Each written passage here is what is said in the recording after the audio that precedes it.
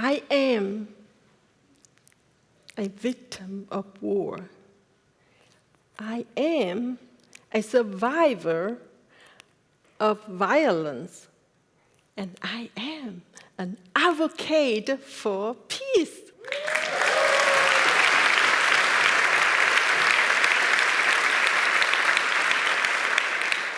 I grew up in a small village, Trang Bang, in South Vietnam. For the first 9 years of my life, everything was perfect. And my parents had a beautiful home and abundance of land with many different fruit trees and animals. I would spend my days doing what every child loved to do, hang out with my friends and read the book and gossip with my girlfriends. I would love to climb on the tree to pick ripe, delicious fruit. My favorite food was, and still is, a guava. Oh, how I cherished those days. My life was simple and easy. I didn't know much about pain or hardship. The most pain that I experienced is when I fall off my bicycle and hurt my knees. I was oblivious to the evils of the world, and particularly the raging war that had been going on in my country for years. On June 8, 1972, the chaos of war reached my peaceful village, and my life was forever changed. My family, some South Vietnamese soldiers, and some fellow villagers had been hiding in the local temple after enemy soldiers had driven us from our homes and occupied them. Some of the South Vietnamese soldiers with us and heard that an airstrike was called to our local location. So we instructed to run from the temple. As I ran down the highway 1 from the temple courtyard, I heard the roar of a plane coming towards me, and I located it, and I saw 4 black canisters fall from its belly suddenly. And then I heard the noise of the haunting noise that stayed with me. Wow. To this day. Pop up and pop up. Then I saw suddenly the fire was everywhere around me. And the fire was burned off my clothes. And I saw the fires over my arms. And then I used my right hand. I just wiped it off. That's why my right hand got burned as well.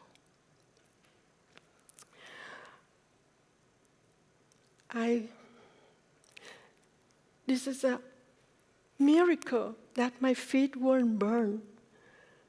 So, in shock still, and I was so terrified then I ran out of that fire. And then I saw my brothers, and I saw my cousin, and some of the soldiers there. Then we kept running and running. And then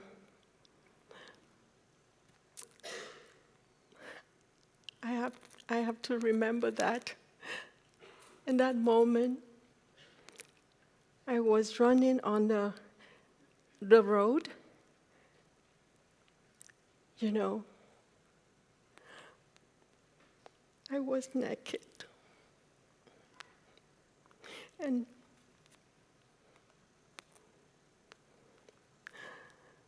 so confusing.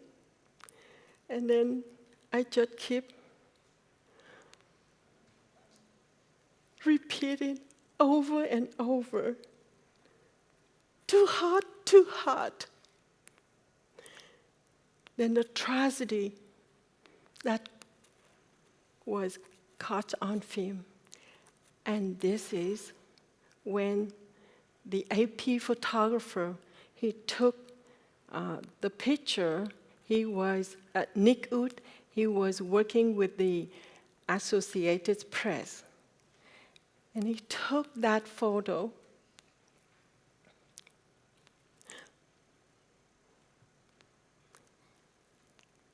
That iconic photo that should shock the world.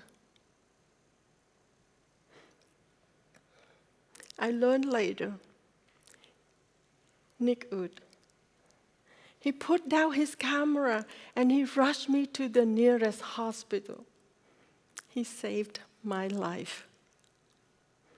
After that picture taken, I continued to run on the road, and then I passed out. And I learned later, Nick Ut, he put down his camera and he rushed me to the nearest hospital. He saved my life. My recovery was so long and difficult. 14 months in the hospital and 17 operations later. I entered back into the world with the only one goal in my mind. I wanted to become a doctor. I had spent so much time with the doctors and nurses, and I wanted to become just like them. I wanted to help others just as I was helped. Well, I was never able to achieve this dream. My photograph had become incredibly famous, and after being discovered as the subject of that photo, I was used by the government as propaganda. And my freedom was stripped away. I no longer had privacy. And worst of all, I was taken away from my study, crushing my dream of becoming a doctor. I was so angry. Not only did I suffer nightmares and trauma from that fateful day, but I was so also consumed by anger and bitterness. Why me? Why did I have to suffer like this? I would never be able to have friends and find love eventually and start a family with my disfigurement. Oh, I would curse those who had wronged me and ruined my life. My misery often led me to the dark places where I felt taking my life as the only option out of the misery I was in. Why did I have to endure this much suffering? I didn't choose it. I wasn't in a healthy place. I knew that if I was to continue to live, something had to change. And all those my burn scars on my body were treated, I had not yet treated the wounds I bore in my heart, just like the napalm, anger and bitterness consumed me and threatened to burn up my soul.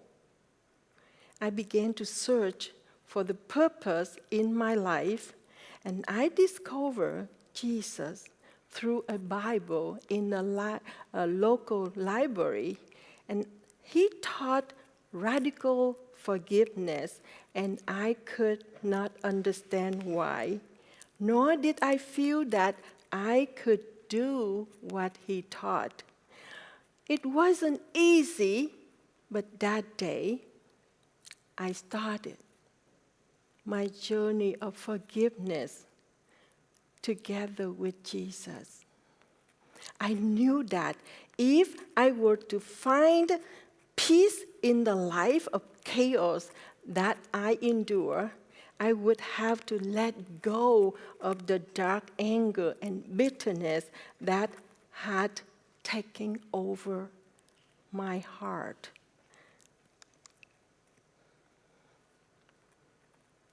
Well, my fear of losing out on love would not last long.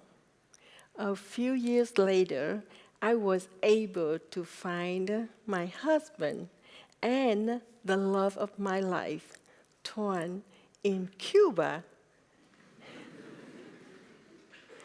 I think he's here somewhere here with us today.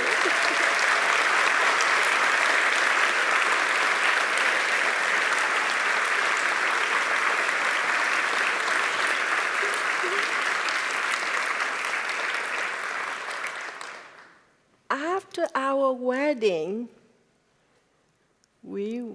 the government gave us the permission to go to Moscow. Can you believe it, in Moscow? Honeymoon? But that is a great opportunity for us. On the way back to Cuba, our plane stopped in Gander, Newfoundland, where we made a risky decision to stay in Canada. I was done with being controlled and stripped of my freedoms. I knew nothing about Canada except that it was cold, had the pretty flag, and most importantly, free. That is all I needed to know. All we had was each other and the clothes on our backs. But we didn't care. We were finally free after settling into our new home, Toronto, Canada. I was so excited. However, I soon realized that I wasn't completely free. As much as I tried to hide from it, my picture followed me to the other side of the world. I was discovered as the little girl in the picture, or the napalm girl. So that same fear, anger, and bitterness took an even stronger grip on me. I was now a mother. And having started my own little family, and I determined to be free of the chains of my past and the trauma that came with it. And I knew that to be free, I would eventually need to find a way to deal with that photo and let go of my hurt and forgive those who had caused my suffering. I thought of my child and how I wanted to make a difference in this world where he could be free and not suffer the same way I did. First, I choose to change my perspective on that photo. Instead of seeing it as a curse, I began to see it as a blessing. It became a powerful gift for me to work for peace.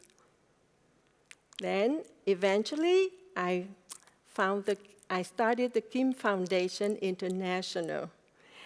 And our focus on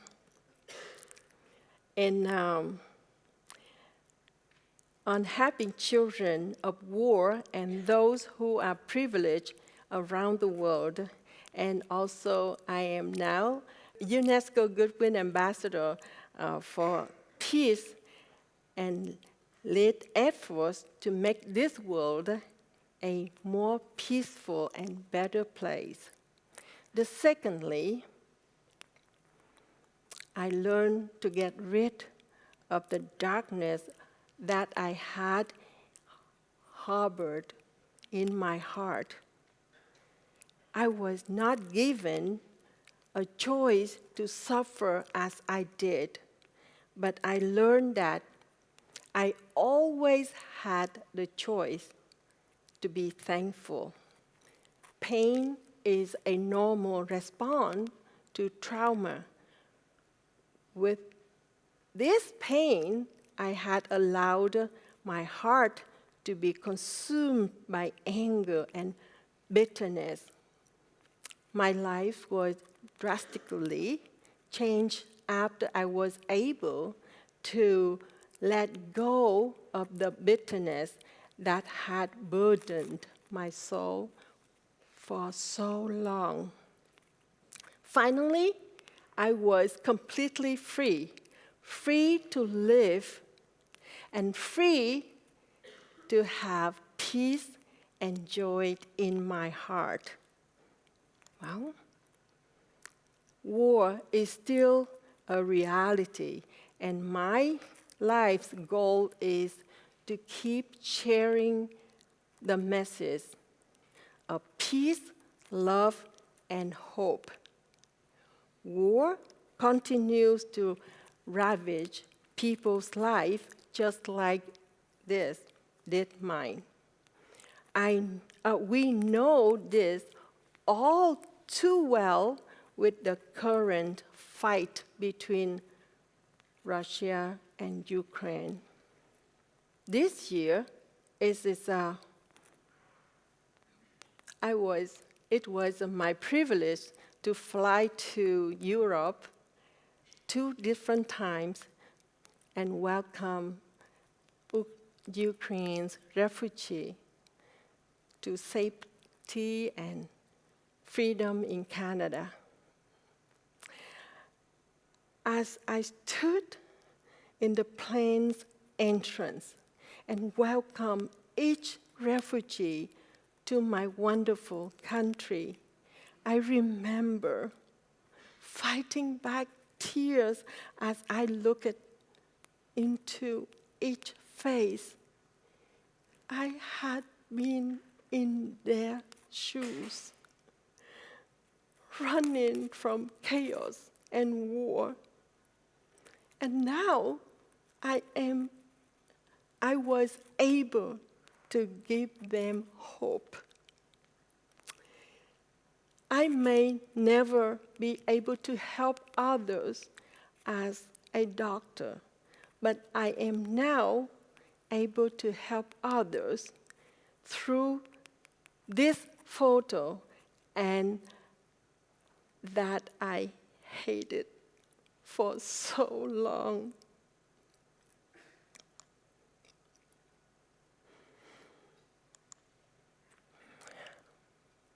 Friends, I ask you that you no longer see this little girl in the picture with her arms stretched out, crying in fear, pain, and agony, but rather I ask you to see her arms stretched out, calling for peace, love, and hope.